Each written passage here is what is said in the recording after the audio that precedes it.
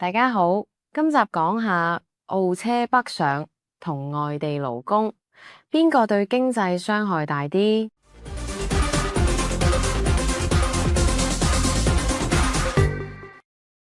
大家好，今集講下澳車北上同外地勞工，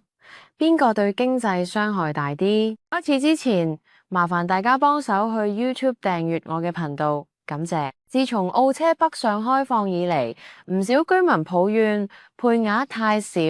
節日難有配額。但對比今年2025年18萬幾勞工數量，邊個傷害更大？就立竿見影啦。坊間傳有20萬勞工啊，我就唔知邊度嘅消息啦。但係從普通人角度嚟睇，點都係勞工過多嘅問題。以下係網友分析。一本地就業市場嘅扭曲，外地勞工嘅湧入，導致澳門本地居民失業率長期低於3%，但係就業質量堪憂啦。2025年嘅第一季呢，博彩業本地就業居民減少2200人，建築業減少2000人，而呢啲崗位都由呢一個嘅外地嘅勞工填補嘅。咁與此同時呢，低技能崗位嘅本地勞動力參與率持續下降。喺2024年嘅青年失業率15至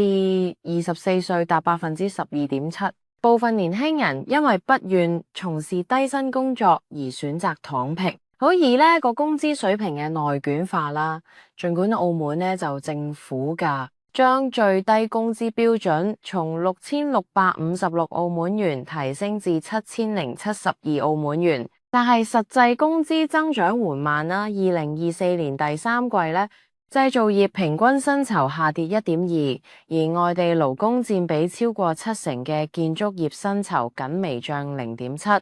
呢一種低工資高依賴模式削弱咗本地居民嘅就業競爭力，咁形成呢本地人唔願意做，外地人搶住做嘅惡性循環。相比之下，外地勞工對經濟嘅負面影響較為隱蔽，主要通過擠壓本地就業、抑制工資增長等長期機制體現。例如2024年外地勞工佔比每增加1點，本地居民工資水平下降0.3%，外地勞工對澳門社會嘅影響更為深遠。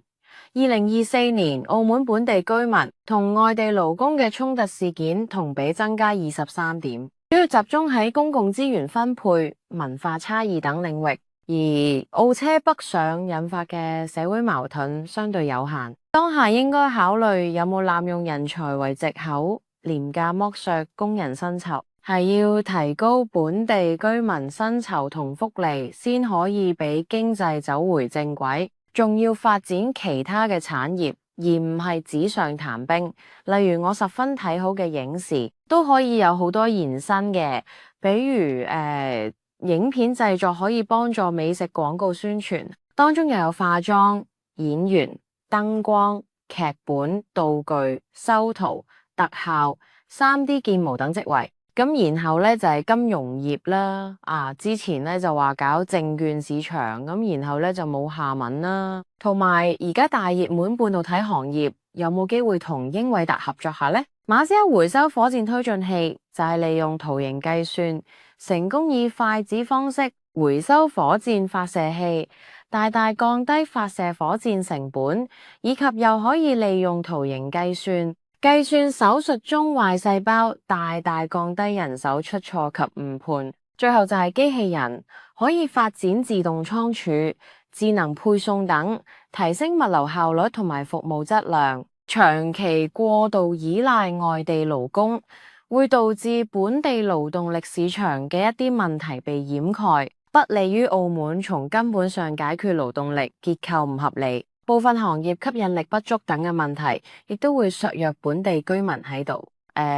某啲領域嘅就業競爭力同埋職業發展動力㗎。重視本地居民薪酬，等居民有消費力，經濟先唔會外流，係解決問題根本所在。呢集講到呢度，下集見，拜拜。